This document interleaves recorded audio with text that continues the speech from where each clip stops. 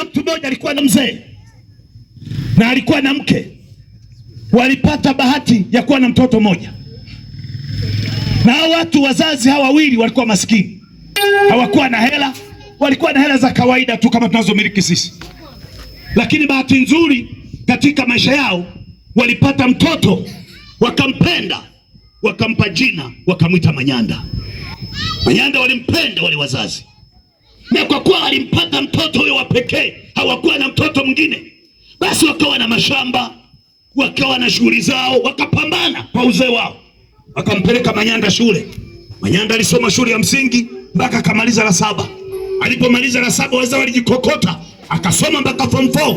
Alipofika form 4 Manyanda akarudi, wale wazazi wakasema, mama, tumepata mwanetu Manyanda, pamoja na uzee huu na umasikini huu, Manyanda atatusaidia, atatusaidia tena, mwanaume atatusaidia.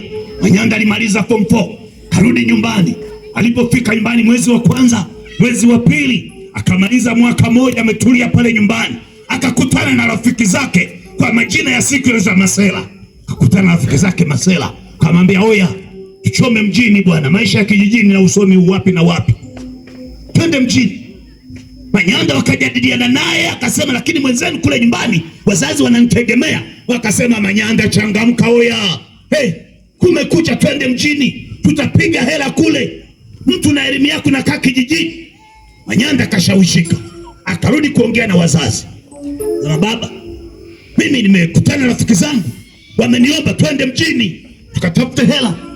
Wazazi wote wawili, baba na mama, Manyanda, unakwendaje mjini? Wewe ni mtoto wa pekee hapa kwetu, tunakutegemea mwanetu, wenzako tunachoka, mali zote hizi tumekuwekea Manyanda, mashamba yote ya kwako Manyanda, ukiondoka mali zitakuwa za nani? Mwanetu Manyanda, tulia hapa, wewe ni mtoto wa pekee. Manyanda akamwambia, wazazi wangu, niache niende da nikapige hela, nikipata hela nitakuwa nawatumia wazazi wangu, sitawasahau. Manyanda akapiga debe. Baadaye wazee wakakwama, na kwa kuwa Manyanda amesoma kuongea na weza kuliko wazee, wakasema, basi mwanetu, kwa kuwa umekaza kwenda mjini, tunakuomba bwana, ukifika mjini uwe mtulivu, usiingie kwenye majanga Manyanda. Sisi wazazi wako hatuna cha kulipa, ukawe mtulivu, ukasikilize watu waliokuajiri, ukipata fedha utunze wazazi wako, hatuna kitu kijijini. Manyanda kaenda kwa Masela rafiki zake, akasema, Masela, Dingi amekubali, chome moto sasa. Wakampa na kanauli, kapambane mwanetu. Akapiga safari kwenda mjini. Kufika mjini Manyanda akatumbukia mjini.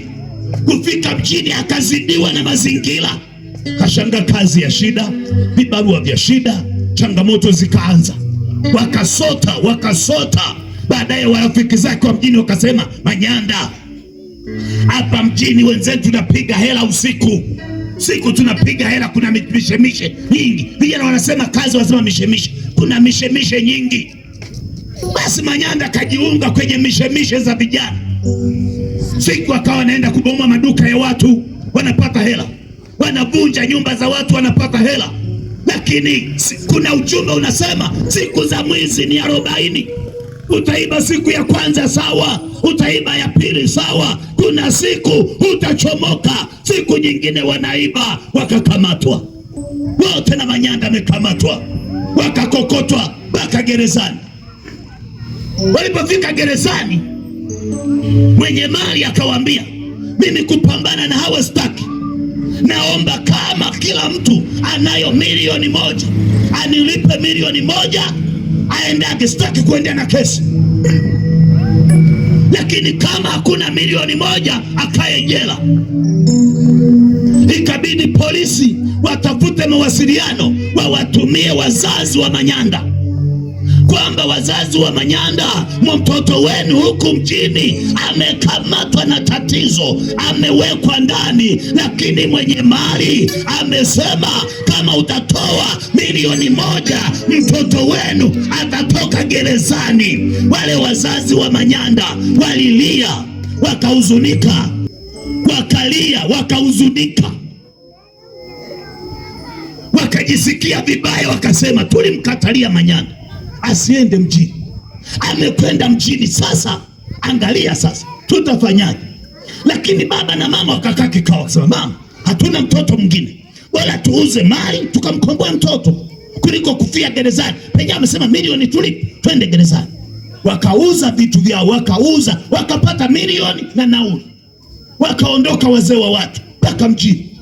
Kufika mjini wakalikuta gereza, wakakutana na mkuu wa polisi kwamba tumekuja, tunasikia mtoto wetu Manyanda amefungwa hapa. Wakasema sawa kabisa, lakini kifungo chake sio kibaya. Wanatuambia kama atalipa milioni 1 mnaondoka na mtoto. Wale wazee wakasema tumeleta milioni. Kwa jinsi walivyokuwa wamechoka hawakuonyesha kama wana milioni. Polisi akauliza mara 2, mna milioni nyinyi kweli? Akasema tunayo baba, hii hapa. Wakaona kweli wana kibunda cha milioni. Akasema basi hamna shida, tumuite Manyanda. Polisi wakaondoka kwenda gerezani, wakafika Manyanda. Sasa Manyanda kipindi hicho kule gerezani alikuwa amepandishwa cheo, yeye ni nyapala wa wafungwa wote, anasimamia chakula, anasimamia kazi zote, anakwenda na wafungwa polini, shambani na kuwarudisha, huduma zote anatoa Manyanda. Basi asa Manyanda unaitwa, akaja Manyanda, anafika pale anaona wazazi wake, anasema mmeniitia, sema wazazi wako wamekuja, wamebeba na hela, wanataka wakukomboe ili urudi nyumbani, milioni wamebeba. Manyanda akasema wazazi, hili mtakuwa mnanikosea. Kwanza mimi saa hizi hapa gerezani nimepandishwa cheo, mimi ndio mkuu wa magereza hii, ndio nasimamia wafungwa wote, na hata hivi mlivyoniita ilikuwa naanza kugawa chakula, nimeacha kuwahudumia wafungwa, nimekuja hapa. Mimi naomba wazazi wangu mnielewe, nyinyi rudini nyumbani. Hii milioni mliochukua mkaendelee kula nyumbani kwenu, maana saizi mimi ni mfungwa hapa gerezani, silipi chochote. Kwa hiyo hela hii ikawasaidie kule nyumbani. Mimi huku cheo kimepanda, kwanza siitwi Manyanda, naitwa mheshimiwa mtumwa mkuu Manyanda, na cheo changu kimebadilika, sio mtu wa kawaida. Gereza linanitegemea, polisi wote wananitegemea hapa, siwezi kuondoka.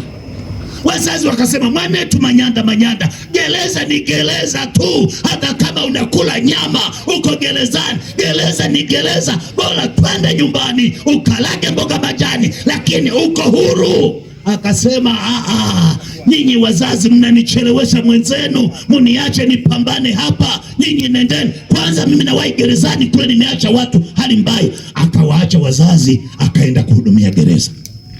Wazazi wakasema basi amekata, tutafanyaje? Wakarudi nyumbani na hela yao, wakaendelea kula. Mwaka ukaisha, mwaka wa pili katika ile nchi, ilikuwa nchi ya kifalme. Akafa mfalme wa ile nchi. Alipokufa mfalme wa ile nchi, mila ya ile nchi ilikuwa inatema kama mfalme amekufa anatakiwa azikwe kimila, na kimila chao kilikuwa kinasema anapozikwa mfalme anatakiwa apakatwe na mfungwa moja anayeaminika sana gerezani, halafu yeye akaye mzima, mfalme amshikilie, halafu afukiwa na udongo mzima. Mfalme amekufa, watu wakaitana haraka, jamani, mfalme amekufa, na mnajua taratibu zetu, mazishi yake yanahitaji tupate mfungwa mwaminifu anayekaa vizuri gerezani, atangulie kaburini, ampakate mfalme. Basi wakakaa wakajadili, kula zikamwangukia Manyanda, kwamba Manyanda ndio mwenye sifa, ndio mwenye vigezo vya kumpakata mfalme kule kaburini. Basi Manyanda akapigiwa simu, anaitwa na kamanda kwamba unaitwa na bosi. Manyanda akajua penye nategemewa na hili gereza, na mfalme amekufa, hivi nakwenda kupandishwa cheo kuwa mfalme wa hii nchi, na kwenda kuwa mfalme. Akatoka haraka, alipofika kuwasalimia wakuu wale wa polisi, wakasema Manyanda, nafikiri unafahamu tukio kubwa lililotupata hapa kwenye ufalme. Mfalme wote amekufa, na sheria yetu inasema anapokufa mfalme tunatakiwa tupate mfungwa mwenye sifa nzuri, anayesimamia gereza vizuri, ashuke kaburini, ampakate mfalme. Na wewe umeshinda kula, Tulipopiga kula zimekuangukia manyanda. Kwa hiyo leo unakwenda kumpakata mfalme kaburini.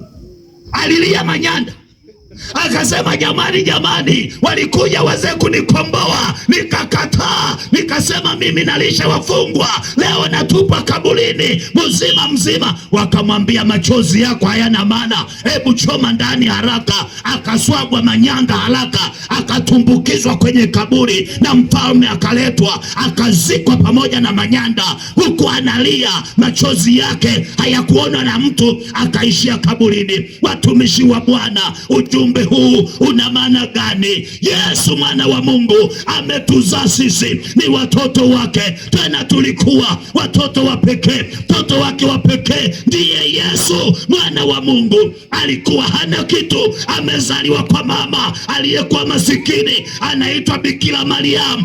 Akachaguliwa mama huyu, akachaguliwa binti huyu, akamzaa Yesu. Alipomzaa Yesu, shetani akasema, ili wakomboe watu sihitaji fedha, sihitaji chochote, nataka damu yako wewe mwana wa pekee imwagike juu ya msalaba. Yesu akakubali kuzaliwa na kufa juu ya msalaba, damu yake ikamwagika, akachoma mkuki kwenye ubavu. Alipotoka akaja kutulilia watoto wake kwamba wanangu, nimelipa gharama iliyotakiwa kumlipa shetani aliyewateka, damu yangu ikimemwagika, sasa wokovu ni bure, njoo mwanangu nipoke. Sisi tunamwambia kwanza, hapa iruti Igoma mimi siitwi Mtulaherera, naitwa mheshimiwa mkuu mwenye baa ya Igoma inayoongoza. Mimi nina cheo Igoma, wananijua, nina biashara kubwa. Mimi Igoma ninafanya biashara sio kawaida. Mimi ni mkulima, tena mimi nimechaguliwa kwenye dini yangu, ninatunza sadaka, ninakaa na kikapu cha sadaka. Wengine wanasema mimi ni mwenyekiti wa jumuiya, ninatunza, unachambua wenye dhambi wahukumiwe. Mimi ninasimamia, ninamwachia nani cheo hicho? Iko siku inakuja, maandiko yanasema kila aliyekataa wokovu kwa huruma za Yesu alizolia juu ya msalaba, utakwenda kuzikwa kaburini pamoja na shetani. Utatupwa jehanamu, kwenye ziwa la moto linalowaka moto na kiberiti. Utampagata shetani pamoja na malaika zake katika ziwa la moto. Yesu mwenye huruma anakuita, mama, nimelipa gharama ya damu yangu, njoo unipokee niwe Bwana na Mwokozi wa maisha yako. Unaniambia hata mlale mnasema walokole, siokoki ng'o, na mimi siendelee kusema. Ujumbe wangu namalizika, ninafunga kwa ujumbe huu. Yesu anakuita mama, Yesu anakuita kijana. Kama utaendelea kugoma kama manyanda, atakapokufa shetani na malaika zake kutupwa jehanamu, hatutakuwa na mimi. Utalia, utalalamika, wachungaji watakusaidia, maaskofu watakusaidia. Yesu mwenye mamlaka atasimama mwenyewe kwamba ulinikataa peupe mbele za watu, na mimi ninakukataa peupe mbele za malaika wangu. Badilika jioni ya leo, mkubali Yesu jioni ya leo, aliyemwaga damu yake juu ya msalaba. Anakulilia mama, hatamani uende jehanamu, anatamani ukaulizi uzima wa milele. Mungu akubariki, alibariki neno lake.